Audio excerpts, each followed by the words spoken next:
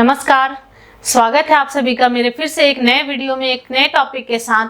आज हम लोग देखेंगे पित्त दोष क्या होता है, जिसे बाइल से रिलेटेड डिसऑर्डर बोलते हैं इंग्लिश में। पित्त हमारे शरीर के लिए बहुत ज़्यादा इंपॉर्टेंट है। पित्त हमारे पूरे शरीर में जो भी खाना है उसको पाचन क्रिया के थ्रू पाचन करवाने में हेल्प करता है, उसके बाद पूरा डाइजेशन करवाने में हेल्प करता है, और जो भी खाने में जो न्यूट्रिशियस थिंग्स हैं उन सबको हमारे शरीर तक पहुंचाने के लिए हेल्प करता है। पित्त रोग में अगर पित्त में कोई खराबी आती है या पित्त में कोई दोष होता है तो हमारे स्किन से रिलेटेड डिसऑर्डर देखने को मिलता है। हमारे पूरे आयुर्वेद के अकॉर्डिंग हमारे पूरे शरीर में 3 दोष होता है: पित्त, वात, कफ। ये 3 दोष होते हैं हमारे पूरे शरीर में। इन तीनों के संतुलित होने की वजह से हमारा शरीर बहुत अच्छा रहता है। लेकिन अगर इन तीनों में पित्त, वात और कफ, इन तीनों में अगर कोई गड़बड़ी होगी तो हमें बहुत सारे परेशानियों को देखने को मिलता है।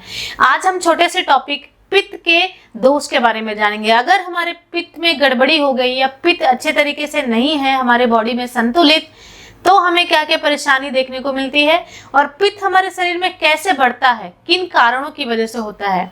सबसे पहले ये सारी बातें जानने से पहले एक छोटा सा रिव्यू देखते हैं कि पित्त कब हमारे बॉडी में आता है और कहाँ वो पचता है, कैसे होता है। ये आपका इसोफेगस है, यहाँ से आप खाना खाते हो, खाना खाने के बाद वो आपके पूरे पेट में आता है। ये आपका स्टमक है, इस स्टमक में पूरे पेट में वो खाना आता है, खाना पचता है। स्टमक में बहुत सारे एंजाइम होते हैं, वो सबके थ्रू वो पचता है।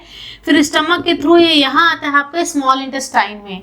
स्मॉल इंटेस्टाइन में यहाँ पे आपका बाइल डक्ट होता है, बाइल यहाँ से प्रोड्यूस होता है, और पैनक्रिएटिक डक्ट से पैनक्रियाटिक जूस आता है। वो सारे मिक्स होते हैं आपके खाना में, यहाँ पे ये सारे मिक्स होते हैं खाना में। फिर ये यहाँ से पूरा एब्जॉर्ब होते होते पूरा ये पाचन तंत्र की प्रक्रिया चलती है।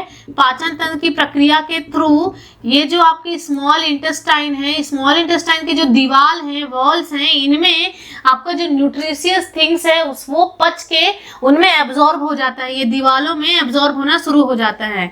एब्जॉर्ब होने के बाद में हमारे शरीर में ब्लड में सारे एब्जॉर्ब होने वाले जो न्यूट्रिएंट्स थिंक है वो ब्लड में चले जाते हैं।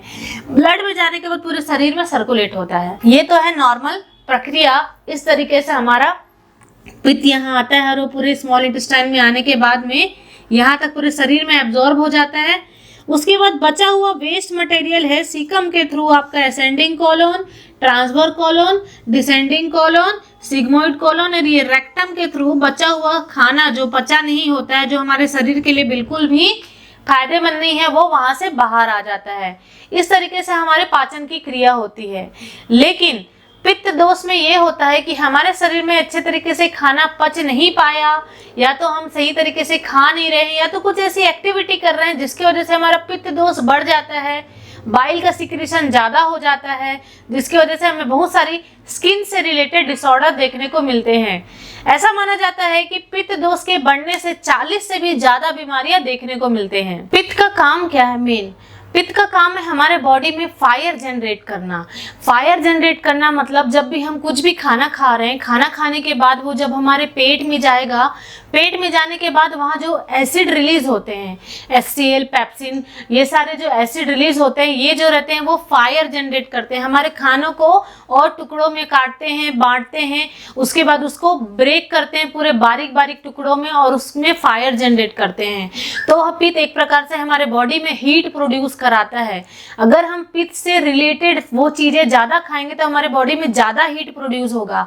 हमारे शरीर में अगर ज्यादा हीट प्रोड्यूस हो गया वो भी हमारे लिए बहुत ज्यादा हानिकारक होता है। तो अब हम देखते हैं कि कौन कौन से ऐसी चीजें जो हमारे शरीर में पित्त के लेवल को इंक्रीज करती है। अगर आप बहुत ज्यादा हॉट और स्पाइसी फूड खा रहे हो, हॉट और स्पाइसी फूड मतलब बहुत ज्यादा तीखा गर्म खाना खा रहे हो, तो आपके शरीर में पित्त का मात्रा बहुत जल्दी बढ़ जाता है।